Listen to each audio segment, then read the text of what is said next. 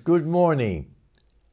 In the exchanges between Jesus and Peter, we find gems of insight.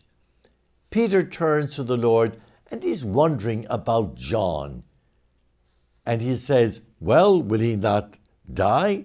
Jesus said, what concern of yours is that?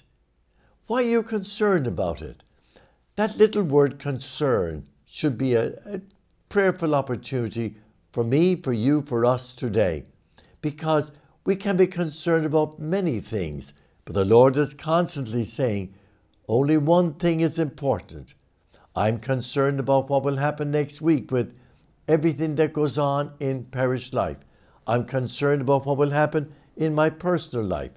Parents are concerned about children going away to school, or all of us at work.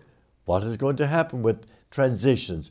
The answer is we must trust in God. Concern is healthy, but it cannot be imprisoning.